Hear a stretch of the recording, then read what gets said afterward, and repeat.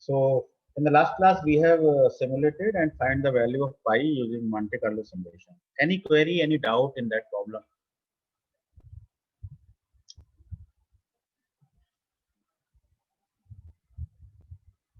Saying Yes, sir. it is clear. मतलब कोई इसमें doubt तो नहीं है. What we are doing, we are generating a random number for the x coordinate. We are generating another number for the y coordinate. है ना? And we are just checking that the point is within the circle or outside the circle. And we are then not counting them. And using the formula, we are calculating the value of pi. So you have no doubt in that? Okay. No, sir. तो अब देखिए आपके सामने एक problem मैं दे रहा हूँ. ठीक है, उस प्रॉब्लम को आपको बताना है कि आप कैसे करेंगे, ना आपको भी आइडिया देना है. तो मान लीजिए कि मेरे पास ये जो है फिगर है कोई, इसके अंदर एक बड़ा ही इर्रेगुलर सा एरिया है. ठीक है, और आपको ये बताना है कि इस इर्रेगुलर वाले फिगर का एरिया क्या होगा. So find the area of irregular figure. तो मान लेते हैं कि इर्रेगुलर फिगर का एरिया A1 है ना. तो आपको A1 फाइंड करना है ना. A1 equal to question mark, और ये स्क्वायर है ABCD. कैसे करोगे बताओ. एरिया फाइंड करना है. To find and the area of an irregular figure with the help of Monte Carlo method. with the help of Monte Carlo method. कितने लोग कर सकते हैं? सेम है बिल्कुल, इसमें कोई दिक्कत ही नहीं है. Area of the irregular figure है ना, A1 की जगह चलो इसे A ही मान लेते हैं, ओनली A है ना, divided by area of the square equal to number of the dots in the irregular figure divided by the number of the dots in the square. ये फॉर्मूला चलेगा कि नहीं चलेगा? हर जगह चलेगा ये फॉर्मूला. तो सो A by S जरूर थोड़ी क्वार्टर सर्किल में चलेगा ये. It will be used everywhere. So A by S equal to M by N. So with the help of Monte Carlo method, ये एप्लीकेशंस बता रहा हूँ. Monte Carlo method can be applied to find the area of the irregular figure, number 1, to find the value of pi, number 2, and number 3, Monte Carlo method can also be used in finding the integration x cube dx 2 to the power 5. मान लीजिए ये integration है हमारे पास. ठीक है, वैसे आप generally solve करेंगे तो इसका आंसर क्या आएगा? x4 divided by 4 2 to 5. तो जरा इसे सॉल्व करके बताइए कितना आंसर आ रहा है, बताइए. What is the answer? x to the power 4 divided by 4, limits 2 to 5. कितने पार्टिसिपेंट है मेरे साथ इस वक्त? 8 पार्टिसिपेंट्स है ना. अंकुर चौहान, लवकेश सभी हैं, विजय कौशल नहीं है. तो चलिए जरा बताइए. प्रत्युष बताएं कि इस इंटीग्रेशन को क्या मैं Monte Carlo की हेल्प से निकाल सकता हूँ? देखो मैंने आपको दो एप्लीकेशन बता दी. एक तो पाई निकालने में, the value of value, and second आपको बता दिया area of the irregular figure में, और थर्ड एप्लीकेशन है टू फाइंड द इंटीग्रेशन. तो इस इंटीग्रेशन को हम Monte Carlo की हेल्प से कैसे फाइंड कर सकते हैं बताइए. तो integration 2 to the power 4 to 5 x cube dx है ना, ये हो गया x to the power 4 divided by 4, limit 2 to 5. इसको सॉल्व करेंगे तो 5 to the power 4 minus 2 to the power 4 divided by 4. कितना आंसर आ रहा है ये बोलो? 152.25. 152.25. दिस इज द आंसर है ना. ये तो हमने अपने जनरल इंटीग्रेशन मेथड से निकाल दिया. सपोज हमें इस इंटीग्रेशन को मॉन्टे कार्लो मेथड से सॉल्व करना है. Now we want to apply Monte Carlo in finding this integration. ठीक है, तो कैसे फाइंड करेंगे जरा बताओ. देखो, इसके लिए तरीका यह है कि यदि मैं इसको प्लॉट करूं तो प्लॉट करने पे मुझे क्या मिलने वाला है, एक्स क्यूब, यानी कि मुझे एक क्यूबिक फंक्शन मिलने वाला है ना. तो क्यूबिक फंक्शन, तो ये जो फंक्शन है एक्स क्यूब, एक तरह से मैं लिख सकता हूं फंक्शन इज एक्स क्यूब. तो मैं इधर तो ले लूंगा एक्स कोऑर्डिनेट और इधर ले लूंगा मैं फंक्शन की वैल्यू. ठीक है, यदि x की वैल्यू 0 होगी तो फंक्शन की वैल्यू भी 0 होगी, मतलब प्लॉट इस पॉइंट से पास होगा, है ना. 0 0 will lie on the function on this equation x cube. तो इसकी जो ग्राफ आएगी वो लगभग लगभग आप ऐसे कह सकते हैं कि क्यूबिक इक्वेशन की ग्राफ कुछ ऐसे मिलेगी आपको. This will be the graph, ऐसा शेप मिलेगा. तो यदि मैं इधर मार्किंग करूं तो let this is my 1, this point is 2, this is 3, this is 4, this is 5, this is 6. So my limits are 2 to 5. My limits are 2 to 5 for the x coordinate, है ना. X coordinate limits are 2 to 5. So I will draw a line from 2 and I will draw a line from 5, right? So I am interested in finding this area. ये जो area है, ये area ही 2 to 5 X cube DX को represent करता है.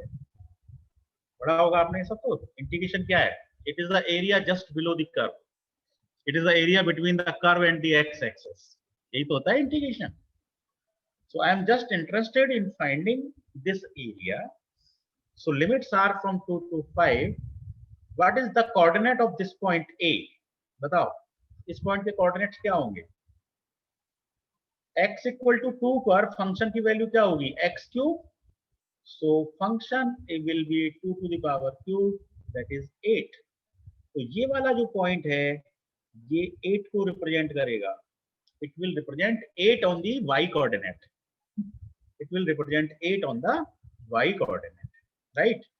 यदि मैं यहां से देखूं तो ये वाला पॉइंट क्या रिप्रेजेंट करेगा, 1 on the y coordinate, 1 cube. ठीक है, यदि मैं 4 के लिए बात करूं तो ये पॉइंट क्या रिप्रेजेंट करेगा, 4 क्यूब. 4 क्यूब मतलब 64. So this point will represent 64. How much this point will represent? बताइए.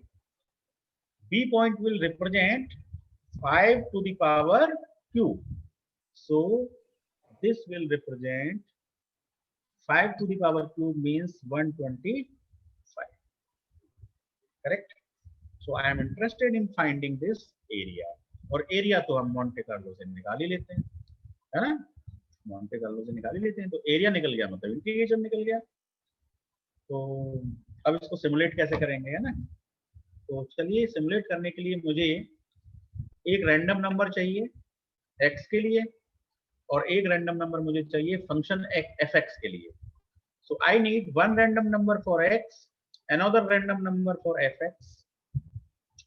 ठीक है, तो मेरी फर्स्ट रैंडम नंबर मान लो मैंने ले ली r1, दूसरी मैंने ले ली r2, दो रैंडम नंबर मैंने ले ली.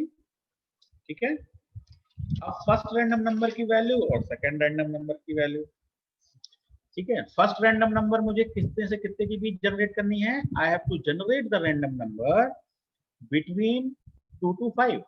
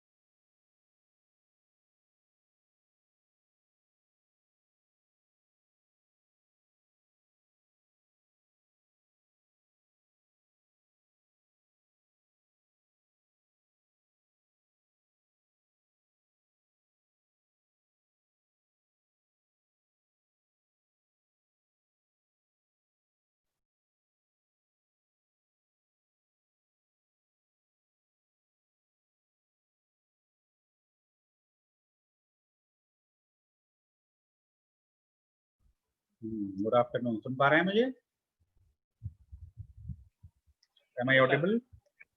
ओके, तो देखो for x coordinate I am generating the number between 2 to 5, ठीक है, एक्स कोऑर्डिनेट। तो मैं आपको जरा सा यहाँ पे दो वैल्यू दे देता हूँ, और मेरे को बस आइडिया दिखाना है आपको, बाकी तो फिर आप कर लेंगे। तो मैं केवल दो सेट सिमुलेट करके दिखाऊंगा, है ना, बाकी रैंडम वैल्यूज दे दूंगा, फिर आपको सिमुलेट करना है।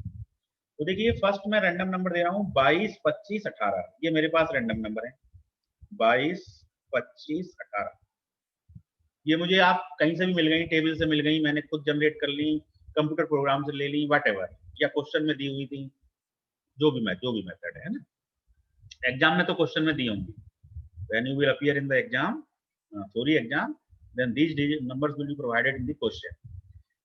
So random numbers are 22, 25, 18, मैंने अभी 3 दे दिए हैं। और इधर मुझे रैंडम नंबर कहां से कहां तक चाहिए जरा बताओ। y कोऑर्डिनेट्स में रैंडम नंबर मेरी कहां से शुरू होनी चाहिए, 8 से ज्यादा होनी चाहिए और 125 से कम होनी चाहिए, है ना, इसी रेंज में होनी चाहिए, 8 से 125 के बीच में, बिटवीन 8 to 125। तो ये जो रैंडम नंबर्स हैं, दूसरी वाली, ये आपको दे रखी हैं कितनी बताओ। दीज आर गिवन एज 79.8, 25.2, ठीक है, और 126.0, है ना, या फिर ले लो ओनली 0, इट इज 0, ठीक है। अच्छा, इधर मुझे बिटवीन 2 to 5 चाहिए, तो यदि ये 2 डिजिट नंबर है then it is, I am dividing it by 10, so it is 2.2, 2.5, और ये नंबर क्या आ रही है 1.8, है ना, इट इज 1.8 एंड 0। तो अब जरा बताओ, जो भी रैंडम नंबर्स आ रही हैं, तो इस रैंडम नंबर के अकॉर्डिंग आप आगे क्या प्रोसेस अपनाएंगे इंटीग्रेशन को फाइंड करने का, एनी आइडिया बताओ। फंक्शन क्या है, y equal to X cube, यही तो फंक्शन है। तो r1 का आप क्या करेंगे, क्यूब करके देखिए, है ना, r1 क्यूब, ठीक है। और यदि r2 की वैल्यू r1 क्यूब से कम है, r2 की वैल्यू r1 क्यूब से कम है, इसका मतलब आपका डॉट एरिया के अंदर है। और यदि r2 की वैल्यू r1 क्यूब से ज्यादा है, इसका मतलब आपका डॉट एरिया के बाहर है, ठीक है। अभी फिलहाल इस वाली नंबर को छोड़ दो, थोड़ा कंफ्यूज करेगी। 2 से 5 के बीच में है, देखो ये नंबर, ये भी 2 से 5 के बीच में है, ये भी 2 से 5 के बीच में है, ये 8 से 125 के बीच में है, ये भी 8 से 125 के बीच में है, हमारी रेंज में है नंबर। तो अब हम क्या कर रहे हैं, 2r1 का क्यूब कर रहे हैं, तो 2.2 का क्यूब करिए, कितना आता है बताइए सॉल्व करके प्रत्युष। 2.2 पावर 3 10.64, 10.65, 10.64। अब देखो 10.64 79.8 से कम है या ज्यादा है, बताओ, ज्यादा है ना। यदि 10.64 होता तब तो ये बाउंड्री पे आता, और इससे कम होता तो ये बाउंड्री से अंदर होता। अब ये तो 79.8 आया है हमारा, तो रैंडम नंबर, इसका मतलब ये एरिया के बाहर है, एरिया के क्या है बाहर। What I will say out, है ना, ये क्या है आउट है, आउट। अब इसको बताइए 2.5 का क्यूब करिए, कितना आएगा 6.25 सर। 6.25। अब देखो 6.25 25.2 से क्या है, नहीं 25.2 से बताओ, छोटा है, कम है, हमारा 25.2 आया है, तो 6.25 से यदि कम आता तब तो अंदर होता, तो ये भी आउट हो गया। 25.2 आया है, इसका मतलब हम आउट पोर्शन में हैं, तो दूसरा भी आउट है। अब एक और एग्जांपल लीजिए आप, है ना, ये 50, 5 का क्यूब 15.625 है। हाँ किसका, 2.5 का क्यूब, ये इसका क्यूब अलग आ रहा है, हाँ 15.6 Yes कितना आ sir, रहा है? 15.625. हाँ, ये किसी ने गलत बताया है ना, 2.5 आएगा, 15.625 आएगा, है ना, सर यस, तो इट इज 15.625, है ना, और हमारा 25.2 आया है, तो फिर भी आउट ही Out. रहेगा एक तरह से, है ना, आउट ही रहेगा, है ना। अब मैं आपको एक और एग्जांपल दे रहा हूँ, है ना, ये ले लीजिए आप 4.8 और 92.4, 4.8 92.4, जरा सा इसको सॉल्व करिए, इसमें क्या स्थिति बनेगी, 4.8 का क्यूब बताइए, N रहेगा इसमें सर. इसमें n रहेगा, वेरी गुड, इसमें n आएगा सर। क्योंकि हाँ 4.8 का जो क्यूब है 110.59. 110 और 92, हमारा 92 आया, इसका मतलब हम अंदर हैं, है ना, 110.59 आ रहा है ये, और हमारा रैंडम नंबर 92.4 है, मतलब अंदर है ये पॉइंट, तो दिस इज इन। ये मैंने आपको 3 स्टेप में बता दिया है, अब मैं आगे की रैंडम नंबर आपको दे दूंगा, तो then you can simulate this problem and then you will apply the formula. अब इसमें फॉर्मूला क्या अप्लाई करोगे, जरा बताओ बताओ। मान लेते हैं कि मान लो हमने प्रॉब्लम सिमुलेट कर ली और 20 बार सिमुलेट करी, कितने बार सिमुलेट करी, 20 टाइम्स, ठीक है, 20 टाइम्स के पहले तो आप लिख लो रैंडम नंबर्स, ठीक है, ये प्रॉब्लम आपको करके भेजनी है मुझे, तो आप पहले तो नोट कर लीजिए रैंडम नंबर्स। चलिए मैं बोलता जा रहा हूं, आप लिखते जाएं, पहले आप लिखें एक्स कोऑर्डिनेट की नंबर्स, है ना, चलिए लिखिए 2.2, 2.5, कॉमा लगा के लिखते जाओ, 2.5, 1.8, 4.5, 2.5,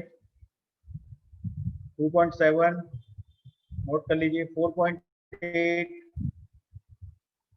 देन 4.3, 4, 4.7, 3.8,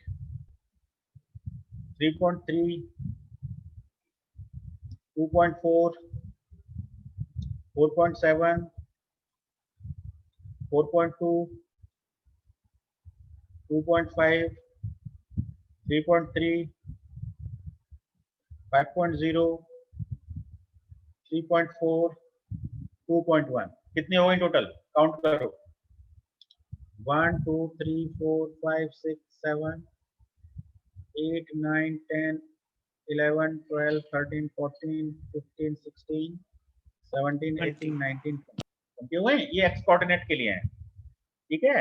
अब देखो भले ही हमारी रेंज 2 to 5 है ना, और ये रेंज कितनी आ रही है 1.8 वगैरह, तो आप उसके अकॉर्डिंग डिसीजन ले लेना, आउट है कि इन है। आपको तो ये डिसीजन लेना है कि इन वैल्यूज पे हमारा पॉइंट इन है या आउट है, और उसके लिए आपके पास लॉजिक है ही है, y equal to X cube, function is X cube. तो अब y कोऑर्डिनेट्स के लिए लिखिए, यानी कि फंक्शन के लिए लिखिए, सेकंड रैंडम नंबर है ना, तो नोट करिए 79.8, 25.2, 0.0, 126.0, 7.0, 107.8, 92.4, 14.0, 106.4, 58.8, 109.2, 123.2, 4.2, 12.6, 107.8, 85.4, 37.8, 84.0, 40.6, 56.0। प्लीज चेक ये 20 हो गई है कि नहीं, काउंट 1 2 3 4 5 6 7 8 9 10 11 12 हो गए 13, हो गई 14, sir. 15, 16, 17, 18, 19, 20 good. Going. So you are having 20, ये तो आपको क्वेश्चन में दी हुई है 20 random numbers for the x coordinate and 20 random numbers for the y coordinate और fx coordinate. Just you have to find in and out. ठीक है. अब मैं आपको एक्सपेरिमेंट होने के बाद जो भी इन एंड आउट आया वो मैं आपको बता देता हूँ. ठीक है. तो मान लीजिए जो इन वाली वैल्यू है वो तो आई है केवल 8, है ना. ये आप चेक भी कर लेना. इन वैल्यू आई है 8 और आउट वैल्यू आई है कितनी 12. तो टोटल वैल्यू कितनी हो गई 20. तो हमारे केस में m कितना हो गया 8 और n कितना हो गया 20. m और n हमको मिल गया. m का मतलब इन. देखो m का मतलब क्या है इन और n का मतलब क्या है इन प्लस आउट. n में तो दोनों समाये हुए हैं इन भी और आउट. बात समझ में आ गई. तो आपने m और n काउंट कर लिए. ठीक है. अब आपको इंटीग्रेशन कितना आएगा ये बताना है. चलिए बताइए कि इंटीग्रेशन कितना आएगा. तो इंटीग्रेशन के लिए देखो ये आपके पास ग्राफ है.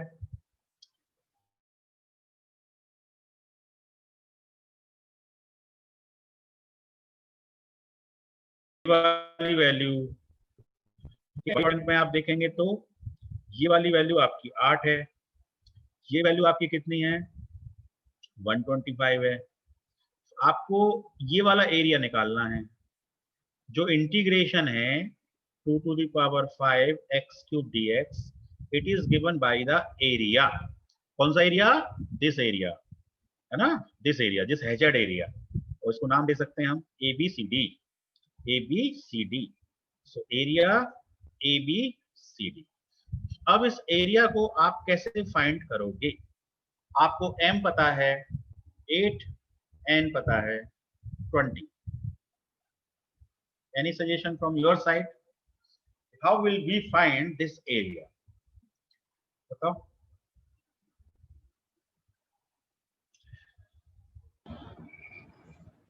What we can do? देखिए आइडिया देखिए. I will make a square for square. So I will extend this line. है ना. मैं थोड़ा कलर चेंज कर लेता हूँ. यही आपको सोचना है. थोड़ा सा हम क्या कर रहे हैं एक स्क्वायर बनाने की कोशिश कर रहे हैं हम, है ना. देखिए मैं इसको एक्सटेंड कर रहा हूँ लाइन को. So this point I am extending and this point also I am extending. Yeah, let this point is E. So ABCE is a square. ABCE हमारा क्या है स्क्वायर है और ABCD हमारा क्या है इंटीग्रल है जो हमें निकालना है. ठीक है. ABCD एरिया हमें निकालना है और ABC हमारा स्क्वायर है. और स्क्वायर का एरिया क्या होता है बताओ. स्क्वायर या रेक्टेंगल. रेक्टेंगल मानो not square it is a rectangle है ना. Not square it is a rectangle. तो रेक्टेंगल का एरिया क्या होता है लेंथ इनटू विड्थ. अब हमारे रेक्टेंगल की लेंथ कितनी है 2 से लेके 5 तक मतलब 5 minus 2. 3. तो L equal to 5 minus 2 यानी कि L is 3 and what is the height. Height of the rectangle is 3 into height. Height is 125. Height is 125 because this point is 125. Correct. 375. Yes. So area of the square is 375. So I can make the formula integral divided by area of square equal to m divided by n. जैसा कि हमने पाई के case में किया था वही चीज हम यहाँ पे लॉजिक अपना रहे हैं. एरिया ऑफ द इंटीग्रल है ना divided by area of square will be proportional to the number of dots present in those areas. So m is the number of dots present in the integral area and n is the number of the dots present in the total rectangle.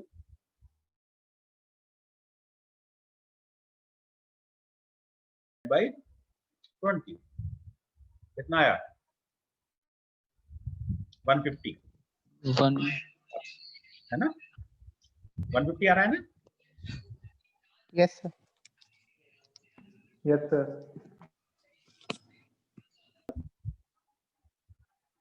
तो मैंने आपको ये बताया कि हमारे integral की value कितनी आई है 150 और एक्चुअल वैल्यू क्या है 152.25 actual value is 152.25 so there is a very less difference है ना if we increase the number of simulations from 20 to 200 or 2000 so our results will be more accurate ठीक है तो सिमुलेशन मेथड में जितने ज्यादा रन करते हैं आप जितनी ज्यादा बार एक्सपेरिमेंट को रन करते हैं you will get that much of accurate results ठीक है तो आज की क्लास में हमने क्या समझा है how to find the value of pi with the help of Monte Carlo simulation then how to find the area of the irregular figures है ना and how to generate the random numbers with the help of mid square generator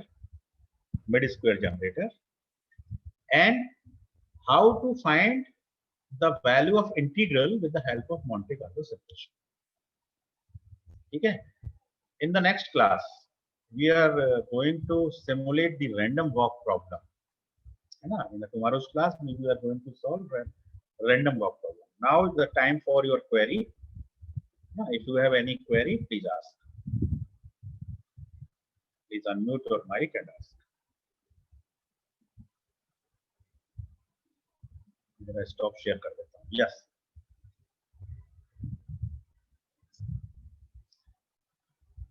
चलिए मैं आप लोग पूछते नहीं है मैं ही पूछ लेता हूँ आपसे है ना चलिए मैं जिससे पूछूं वही जवाब देगा है ना रोहित कुमार सिंह हाँ कुमार सिंह आप ये बताएं कि पाई कैसी नंबर है रेशनल और rational Sir, irrational. yes it is rational and what is the difference between discrete and continuous distribution Yes, sir. what is the difference between the discrete and continuous distribution मान लीजिए आपने dice को role किया Yes, sir. ये dice को experiment किया तो ये डिस्क्रीट एग्जांपल है और it is a continuous example Sir, discrete. Discrete है कैसे पहचाना आपने ये डिस्क्रीट है बताओ Sir, इसके fixed number of outcomes. it is having fixed number of outcomes है ना Yes, sir. or that you can count Yes, sir. so how many outcomes are there Sir, dice में तो sir 6 ही outcome होते 1 2 3 4 5 6. okay and suppose you are rolling 2 dice then how many outcomes are there Sir, 36. 36 है ना again it is a discrete problem okay Yes, sir. again it is a discrete problem suppose now you are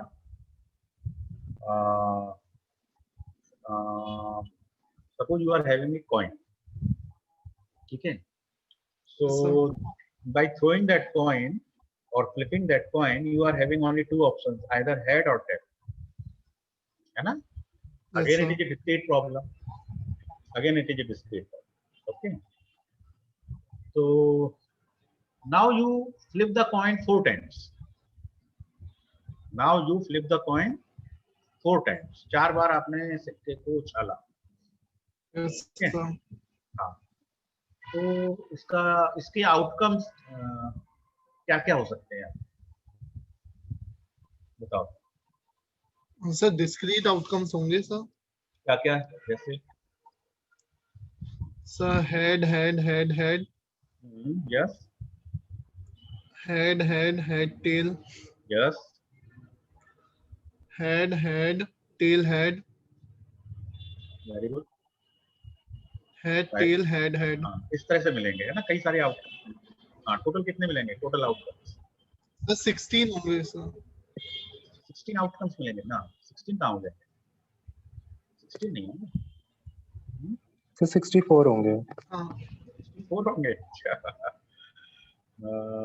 चलिए जरा सा इस पर बात करते हैं 2 to the power 6 2 to the power 6 हो जाएंगे नहीं ऐसा नहीं होगा देखो क्वेश्चन ये है क्वेश्चन सिर्फ ये है कि कॉइन है आपके पास, है ना, तो कॉइन को जब आप फ्लिप करते हो तो हेड आने की प्रोबेबिलिटी क्या होती है, हाफ, टेल आने की प्रोबेबिलिटी क्या होती है, हाफ, दोनों इक्वल होती हैं, हाफ हाफ होती हैं। अब आपने इस कॉइन को 4 टाइम्स फ्लिप किया, 4 टाइम्स फ्लिप किया, तो अब आपके आउटकम्स क्या क्या आ सकते हैं, है ना। ये जो अभी बता रहे थे रोहित, जो बता रहे थे वो ठीक बता रहे थे, ये पता लगा चारों बार हेड आ गया, है ना, तो जैसे बोल रहे थे ना एच एच एच एच, है ना, पहली बार फ्लिप किया एच आ गया, दूसरी बार भी एच, तीसरी बार भी एच, चौथी बार भी एच, ऐसा हो सकता है ना।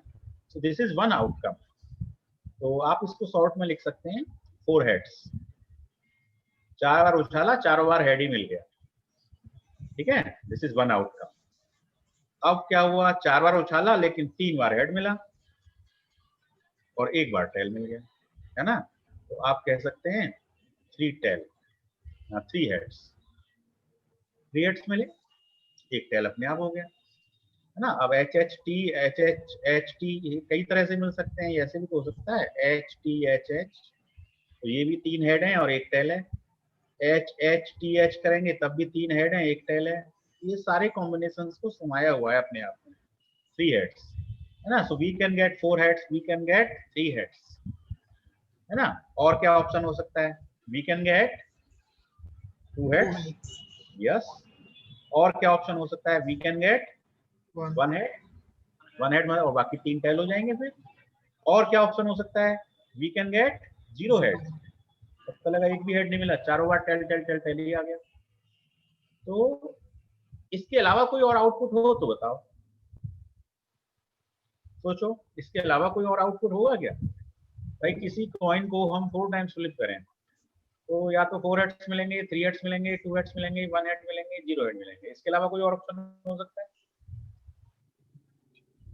बोलिए आप सभी लोग बताओ, क्या यही तो होंगे, या ये मुझे तो नहीं लगता इसके अलावा कोई और आउटपुट है। I think there is no output, Yes, है sir. ना, केवल यही आउटपुट है। तो अब सारे आउटकम आपने ले लिए, ठीक है, तो ये 4 हेड्स, 3 हेड्स, 2 हेड्स, 1 हेड, ये आपका क्या है, एक तरह से रैंडम वेरिएबल है, इट इज रैंडम वेरिएबल, और जिसे हम जनरल में क्या बोलते हैं, एक्स बोलते हैं।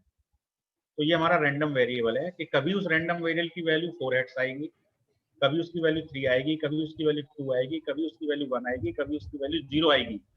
इट इज रैंडम, हमें नहीं पता क्या आएगी, लेकिन इन पांचों में से कोई एक आएगी। जब भी हम एक्सपेरिमेंट करेंगे तो ये वैल्यूज आएंगी, ठीक है। अब मुझे जरा बता सकते हो कि ये 4 हेड्स की प्रोबेबिलिटी क्या आएगी, बताओ, 4 हेड्स आने की प्रोबेबिलिटी क्या होगी, So 1/16. 1/16, 1/16 ये होगी पक्का। Yes, sir.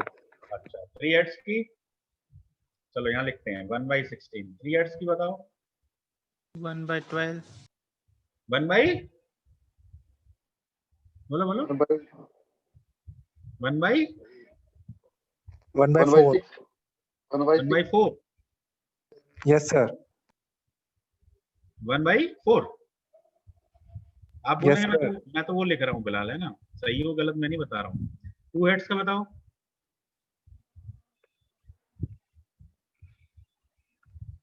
इन पांचों की प्रोबेबिलिटी बतानी है आपको, सोच के बोलिए, अभी मैं कुछ नहीं लिख रहा हूँ, चलो अब आप बोलो सोच के, इन पांचों की प्रोबेबिलिटी बताओ, और इन पांचों की प्रोबेबिलिटी का टोटल कितना आएगा, बोलो,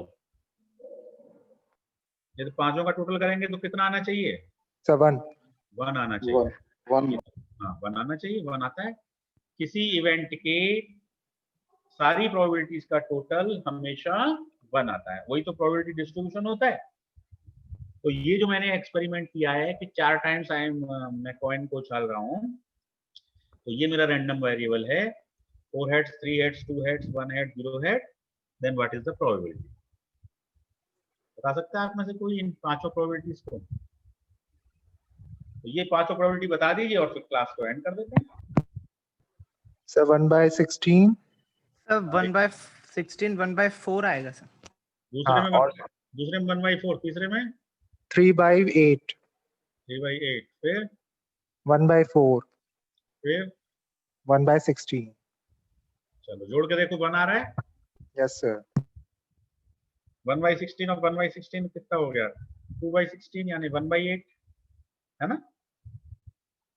1/8 और 3/8 कितना हो गया? हाफ। Yes, और sir. हाफ प्लस ये 1 by 0.25 4 plus 1 by 4 half हो जाएगा. हाँ, तो ये टोटल पूरा 1 आ जाए, 1 आ रहा है ना। ठीक है, अब ये बताओ कि आपने ये 1/16 कैसे निकाला है, ये बताओ प्रोसेस, जिससे और भी लोग सीख जाए। बोलो। Sir, जो हेड है हमारा हाँ वो 4 बार आ रहा है, तो यानी कि एक ही बनेगा, यानी कि हेड के अगर एक में भी अगर टेल आ गया तो वो दूसरा ही बन जाएगा, मतलब समझ रहे हैं ना, फिर वो डिफरेंट हो जाएगा। तो हेड हेड हेड हेड, तो 1 हाँ। by 2 1 by 2 1 by 2 1 by 2, then multiply कर दिया तो 1/16। चलो अब ये बताओ 3 हेड का। सर 3 हेड में जैसे टेल आने की प्रोबेबिलिटी भी 1 by 2 है, तो ये मतलब 1 by 2 1 by 2 सबका 1 by 2 फिर प्लस करके दूसरे वाले नंबर पे, यानी दूसरा वाला जो होगा कॉइन, उस पे भी हमारा टेल अगर आया तो उसकी 1 by 2 होगी, तो उसको भी हम ऐड करेंगे, फिर उसके बाद ऐसे ही 4 बार हम उसको ऐड करेंगे। हम्म, सर आई थिंक 1/8 होना चाहिए। नहीं तो ऐसे कॉम्प्लिकेटेड क्यों निकालते हो? 1/2 1/2 1/2 होना चाहिए ना 3 हेड का सर, क्योंकि हेड आने की प्रोबेबिलिटी 1/2 होगी, 3 बार आ रहा है तो 1/2 1/2 आई थिंक 1/2 1/8 होनी चाहिए आई थिंक। 1/8 आना चाहिए आपके हिसाब से ये? Yes sir yes sir. 1 by 4 he sir होगा। सर ये 4/16 हो जाएगा ना सिंपली, हाँ, तो 1/4 हो जाएगा। चलो देखो कैसे निकालते हैं, जरा इसको समझो, है ना। बाइनोमियल। मैं आपको कोई एक निकाल के दिखा रहा हूँ, फिर आप उसी मेथड से सब निकाल सकते हो इजीली, है ना। देखो कैसे निकालते हैं। मान लीजिए हम किसी एक्सपेरिमेंट को n टाइम्स करते हैं, ठीक है, n टाइम्स करते हैं, और उसमें से कोई चीज r बार एग्जीक्यूट हो रही है ना। जैसे कि मान लो हम यहाँ पे एक्सपेरिमेंट कितने बार कर रहे हैं, 4 बार कर रहे हैं, तो हमारी n की वैल्यू कितनी हो गई? 4 हो गई, ठीक है। और हमारे कितने हेड आ रहे हैं? 3 हेड आने हैं, तो हमारे लिए r की वैल्यू 3 हो गई। 4 में से 3 बार हेड आना है ना।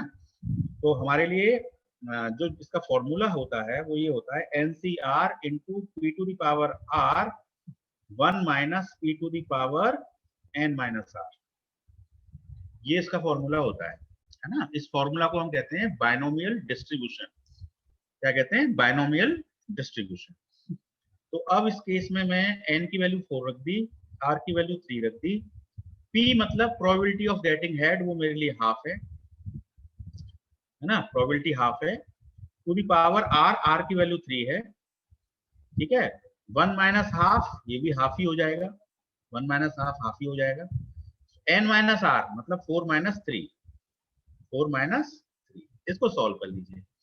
तो 4 से 3 कितना हो गया? 4 ही आएगा, इंटू हाफ इंटू हाफ, कितना हो गया? ये 1/8 हो गया है ना, पावर 3 है ये, और ये 1 है, तो 4/16 यानी कि 1/4। सो आंसर 1/4 इज राइट, ठीक है। लेकिन उसको डायरेक्ट आप एक फॉर्मूले से इस तरह से निकाल लीजिए, बाइनोमियल डिस्ट्रीब्यूशन से। ऐसे केसेस में बाइनोमियल डिस्ट्रीब्यूशन आपको इजी पड़ता है तरीका, है ना। तो इस फॉर्मूले को आप लगा सकते हैं किसी पर भी, आप 2 हेड पे लगा सकते हैं, तो बस r की वैल्यू 2 हो जाएगी आपके लिए, और आप निकाल सकते हैं बड़े आराम से। r की वैल्यू 1 हो जाएगी, r की वैल्यू 0 हो जाएगी, यहाँ r की वैल्यू 4 हो जाएगी। तो एक ही फॉर्मूला आप हर एक पर अप्लाई कर सकते हैं, ठीक है? सर एक क्वेश्चन पूछना था हाँ सर, बोलो। यदि इसी में ही एक केस आए कि कम से कम 3 बार आपका हेड आए उछालने के बाद 4 हाँ टाइम्स, तो उस केस में क्या करना पड़ेगा? 3 बार कम से कम आए हाँ, एटलीस्ट, तो उसमें क्या? एटलीस्ट है। यस यस हाँ सर तो हाँ ठीक है, एटलीस्ट का मतलब है कम से कम 3 बार हेड आए, इसका यस सर मतलब है 3 बार आ जाए चाहे 4 बार आ जाए, यस सर यस सर है ना। तो Yes, 3 बार की और 4 बार की दोनों को ऐड कर दो, टोटल आ ओके जाएगी, है ना। बिल्कुल सिंपल है। ओके, तो ये भी बाइनोमियल सेम रहेगा ना सर? बाइनोमियल से हाँ तो लॉजिक यही रहेगा, दोनों को ओके प्लस कर दीजिए लेकिन इसमें, है ना, ठीक क्योंकि है एटलीस्ट 3 है, मान लो एटलीस्ट 1 हो तो तो एटलीस्ट 1 Okay. में हम क्या करेंगे, 1 का 2 का 3 का 4 का प्लस कर देंगे। Yes. और ज्यादा से ज्यादा एक हो हम्म, तो फिर हम क्या 0 का और 1 का प्लस करेंगे। ठीक ज्यादा है। से ज्यादा एक हो मतलब 0 हमारे लिए फेवरेबल हो गया, 0 हेड आना और 1 हाँ। हेड। तो जैसा क्वेश्चन हो, लैंग्वेज हो, उसके अकॉर्डिंग हम प्लस कर सकते हैं, नो इश्यू। ठीक है, तो मेरे ख्याल से अब क्लास का टाइम हो गया। कोई आपकी क्वेरीज मेरे ख्याल से पूछा करिए, थोड़ा है तो कुछ पूछिए और अपने रजिस्ट्रेशन वगैरह कर लीजिए, बाकी सब ठीक है। Okay, thank you very much. चलिए ठीक है फिर है, okay, thank you. Thank you, sir.